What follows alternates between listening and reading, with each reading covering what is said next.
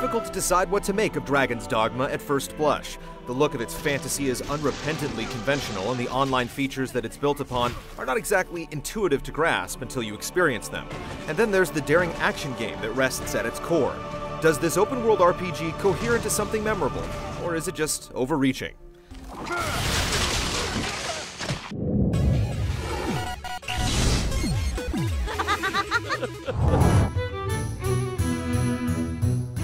You are the Arisen, an otherwise regular human who's chosen and marked by the Great Dragon in order to fulfill some grand destiny.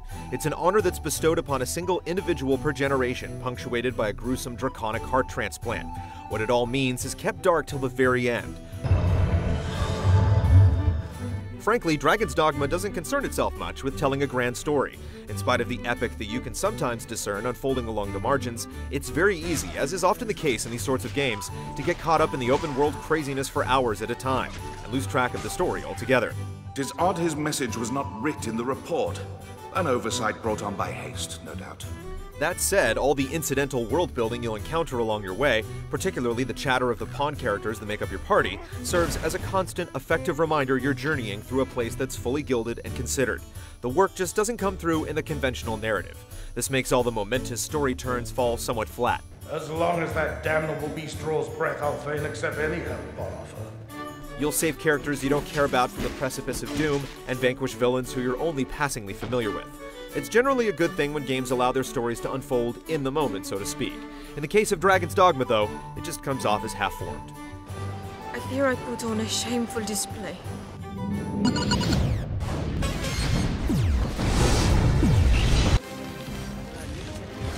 The open world in Dragon's Dogma is teeming and deadly. The map is vast, and it's made all the more imposing due to the hard limit on fast travel.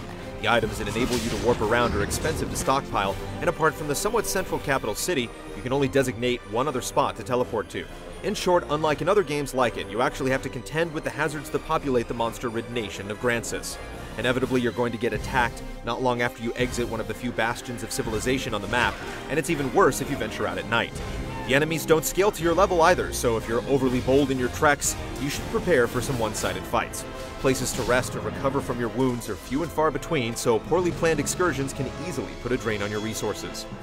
This lends Dragon's Dogma a sense of adventure and discovery that's rare in games these days. There's plenty of treasure scattered around, plus natural resources to exploit, as well as a whole lot of marginally useful junk, but chancing the risk of cresting the hill on the horizon in order to get it all becomes an actual real decision to ponder. By the same token, the escort quest, which is among the most shop-worn of RPG tropes, gets a new lease on life when the country you're traveling through could house ferocious goblin packs, high-level bandits, or worse. What's missing, however, is randomness. After a few trips through a locale, you'll start to become familiar with where the enemies live, and what was once a nasty surprise soon turns into routine slaughter when you're a high enough level. You're going to become very familiar with all the bandit and goblin haunts around Grand Soren. Bringing some knowledgeable companions with you can help mitigate some of this danger. The computer-controlled characters that make up your party, called pawns, glean information from their travels and adventures, and they sure do get around. Everyone who plays Dragon's Dogma gets to design their own pawn using the same exhaustive customization tool used for their main character, leveling and gearing them up alongside them, and uploading their current state to the game's servers at every rest stop. When you visit a rift stone in order to populate your party of 4, you can search for the specific sort of spawn you're after, right down to their class and the abilities they're packing. You can also add pawns to a favorites list, should you develop a particular fancy for one. How did I perform? I tried my hardest. As mentioned, pawns learn about creatures, locations, and tactics whenever they're enlisted by another player, so don't be surprised if your companion starts barking out tips in the midst of a fight, or cluing you in as to the lay of an unvisited locale. Players can also send you gifts after recruiting your pawn, and if your experience is anything like ours, be prepared to be showered with rotten produce and rank seafood. Better keep those airtight flasks handy. Dragon's Dogma is an expansive game possessed of many intricate systems, so it's not surprising that it feels a little overwhelming at times. The mechanisms that govern the quest system are often befuddling, with location markers that seem to appear and vanish willy-nilly, making some of the most mundane tasks inordinately time-consuming. You'll also spend a good deal of time in menus, managing your pawn's encumbrance, baking the innumerable crafting components you come across, and fiddling with skills and items.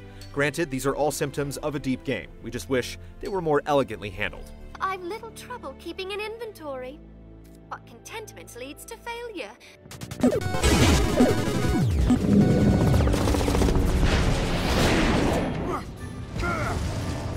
Dragon's Dogma puts its gameplay front and center, which is quite unusual for an open-world RPG. The combat is fast and full of feeling, with depth, impact, and a whole lot of spectacle.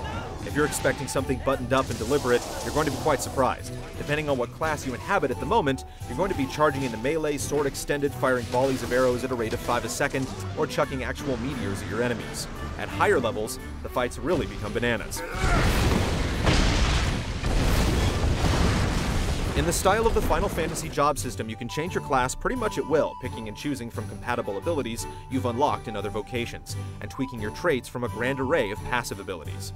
You earn discipline points alongside experience for defeating enemies, which allows you to purchase skills, and you can trick out your pawn in much the same way, though they're limited to only 6 of the 9 classes. I've learned a new way to fight their ilk. Being successful at combat, especially when it comes to your first encounter with specific enemy types, requires prescience and boldness. Monsters have hard-coded weaknesses and well-realized tactical behaviors. Exploiting these means paying careful attention to their patterns, listening for the cues of canny pawns, and having the guts to seize tactical opportunities when they arise. If you're playing a melee class, this often involves scaling the back of a gargantuan monster and hammering on one of its weak points. Elsewhere, it calls for carefully aimed spells, the most powerful of which can take a long time to cast, or patiently conserving your stamina to fire off a volley at the right moment. Oh, damned! This your handiwork? For truth? Combat is eminently satisfying, not only due to how much variety you have in your approach depending on your class, but also because of how effortlessly cinematic it all looks. Granted, there are moments when the game looks goofy due to you clipping through a mythic beast's nether regions in an attempt to scale it, but taken as a whole, there are few games with combat so engrossing and rewarding as what you'll encounter here.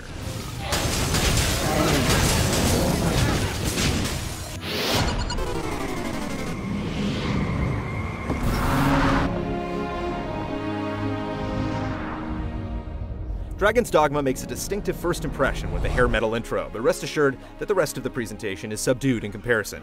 The gorgeous vistas and striking evocative combat animations serve as an effective counterbalance to the character models that can look somewhat turgid and odd when viewed up close.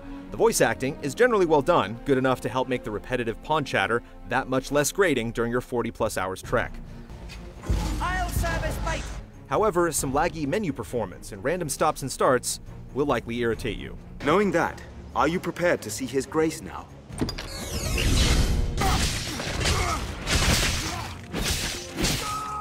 If you're the kind of player who can get completely lost in these sorts of open-world RPGs, you're going to eat Dragon's Dogma alive.